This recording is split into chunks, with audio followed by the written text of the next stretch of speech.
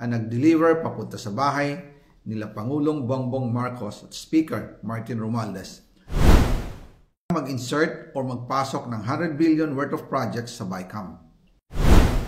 Sana po ay hindi nila ako mapatay bago ko mailabas ang lahat. Ginawa ko lang ang utos sa akin, pero ngayon, handa na akong harapin ang lahat. Ginagamit ng administrasyon ang buong resources ng bansa para tumahimik ako. That he will shoot me if I will talk. Gagamitin ako bilang panakipbutas sa kanilang kampanya laban sa korupsyon. Hindi na ako mananahimik, ilalabas ko ang lahat ng katotohanan.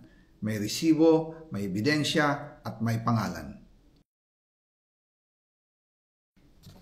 Again, I informed the Speaker and asked clearance about the instructions ng Pangulo. At ang sabi niya, wala tayong magagawa. Kaya po nagtataka ako kung bakit sinasabi ni Pangulo na hindi niya makilala ang budget, samantalang lahat na binawas at dinagdag sa mga ahensya ng gobyerno ay humihingi ng approval sa kanya si Sec Mina Pangandaman.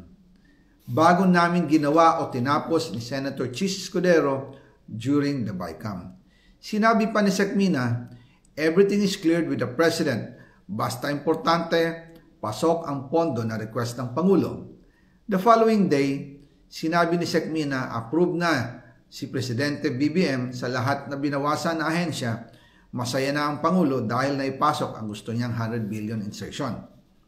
Wala pong perang napunta sa akin. Lahat po ng insertion napunta sa ating Pangulo at Speaker Martin Romualdez. Ako lang at ang aking mga tao, sila Paul Estrada, Mark Tiksay, at ang aking mga security ang nag-deliver papunta sa bahay nila Pangulong Bongbong Marcos at Speaker Martin Romualdez sa North Forbes Park, South Forbes Park hanggang sa Malacanang. Yung mga deliveries po ay merong record ang aking mga tao. Totoo po yung sinasabi ni Orly Gutesa na nag-deliver siya sa Forbes Park. Totoo din po ang sinasabi ni Orly Gutesa na nag-deliver siya sa Malacanang nung siya ay nasa Senado. Para mapatunayan ang mga litrato na deliveries ay ilalabas ko po together with this video.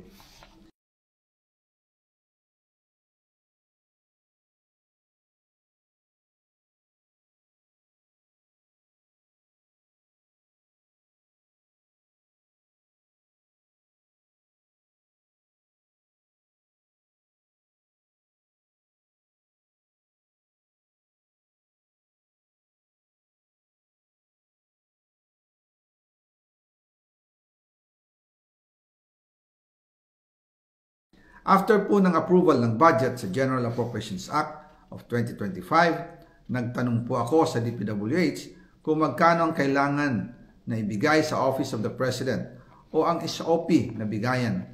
Ang sinagot sa akin ay 25%. Ang ibig sabihin nito, 25% ng 100 billion ang SOP na kailangan ibigay kay BBM mismo. In total, 25 billion ang napunta kay Pangulong Bongbong Marcos.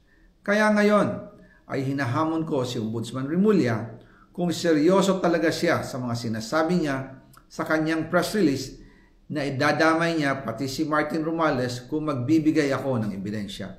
Patunayan niya ngayon ang pronouncement niya. Imbestigahan niya ang fraternity Brad at ang kanyang kaibigan na si Speaker Martin Romualdez kung talagang tutupad siya sa tungkulin niya. Imbestigahan din niya si President Bongbong Marcos. Sabi nga ni BBM nung SONA, let's do it right at mahiya naman kayo, hindi po ba? Nananawagan din po ako sa Senado na imbestigahan ang 100 billion insertion ni Presidente. Alam ko po na hindi gagawin ni Ombudsman Remulla ang hamon ko. Pero magaling ang Senado sa imbestigasyon at ako ay naniniwala na dahil sa kanila lalabas ang katotohanan.